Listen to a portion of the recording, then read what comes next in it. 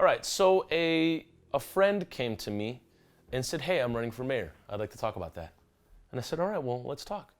And we chatted, and it came to me a lot of things that I would say to somebody if they're running for mayor, because what's happening in Minneapolis, and probably your city as well, is there's an uprising, or at least an understanding that's being brought about. Maybe you live in a quiet town that don't really talk about, like social issues or disparities in race, gender, sexual preference, or in any kind of social identity. But it's happening regardless. And the thing that I thought was, I think back to when Nakima was speaking at an action, and she said, if you're white and you want to run for an elected official seat, think about it. And if you think that there's a person of color that can do the same job as you, support them and don't run. Something to that effect. I don't want to say I'm quoting Nakima verbatim, because I'll just never be able to speak as well as Nakima, which is the truth. But that sentiment that she brought was so eye-opening to me, because I was like, you know what? Maybe the move for some white candidates would be to not have the goal be to win. Maybe your goal shouldn't be winning. Maybe your goal should be running, and then if at any point you find a person of color that can do the same job as you, if not better, bow out. Just bow out. Because you probably, the idea of seeing leadership of color is so important. And even in St. Paul right now with Mayor Melvin Carter, there are some, people may have their gripes with Melvin, but I think there'd be entirely different gripes if he was a white man. I think we would think there's certain possibilities that aren't attainable if he's a white man. There's just certain conversations that ain't gonna happen. And so with that being said, like when you look at Tim Walz, the governor of Minnesota, there are certain cognitive dissonances, and there's certain things that just ain't gonna line up ever. Tim Walz, oh mercy. There was a moment outside of his house, there was an action, and there was a black woman whose son had been killed in a prison by negligence due to the staff. Somebody commits a crime, let them serve their time. Let them serve their time. Let them see their judgment. But nobody should be dying in prison. Nobody. And Tim Walz came out of his house and he looked at this black mother and he said, "We're so sorry that what happened to your son, we're working on it." Pivoted out. And in my mind, I was like, I had never, ever in my mind, or in my deepest imagination, thought that was a possibility, just to say that to that woman and walk away. And I'm not even the governor. And I saw her, just the look in her eyes after that, and I was like, that's a cultural failure right there. Walz didn't even see what he had done wrong. And that is the cognitive dissonance.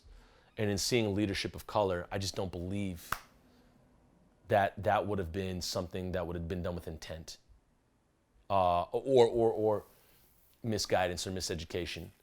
So when we talk about folks that are running for elected official seats like mayor, and you're white, it could be in your best interest to run and then get a survey of the land and then say, you know what? I'm going to support that person. I'm going to support that person of color because I don't feel this is the move for me right now. And I really think the most important thing for this community, for the betterment of all of us, is to support them. Now, I'm going to help them in any way I can. I'm diving out of this because the goal isn't to win. And it shouldn't be for everybody to win. I know that, in competitive sports, you always want to win, or in some independent sports, you want to see the best time you can get. But for this whole political race thing, the idea has to be for the betterment of the community. And if you believe somebody else can do it better, then support them and find a different lane. Being leader of the free world may not be the lane for you. It may be leader somewhere else. That's the whole point. Is find the lane where you can support the best, like where you can be of the most value to your community. What's going backwards right now is a lot of people are aligning themselves with lanes where they're being of the utmost detriment to the community. They're in places of leadership where they're tacitly complicit with destroying lives. Absolutely. When you look at Mike Freeman, when you look at Amy Klobuchar with Maya Burrell, there's trauma being caused. You look at Bob Kroll, you look at people that are taking up lanes that are causing destruction. And you want to be the flip, right? You want to be a value and figure out where that can be, you know? And for some people, it's just showing up to meetings and listening. I swear there's a handful of white folks that I've seen come to like marches day in, day out, and they bring a different sign every time.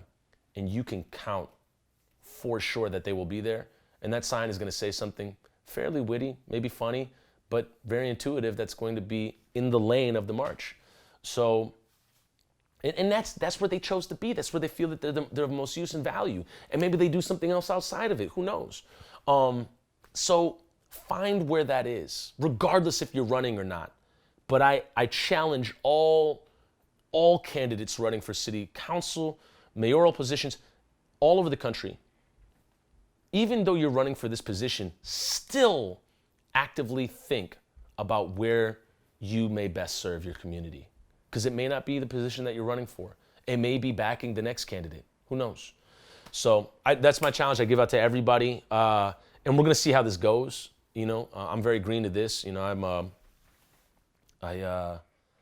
mean, this is my first time really, really sticking close and paying attention to local politics. But that's that. Thank you so much for watching this video. And if you know anybody that's running for mayor in your town or definitely in Minneapolis, put them in the comments below and we'll log it into the on-site public media database for folks that are running for stuff. Thank you so much for watching this video. We'll see you in the next one.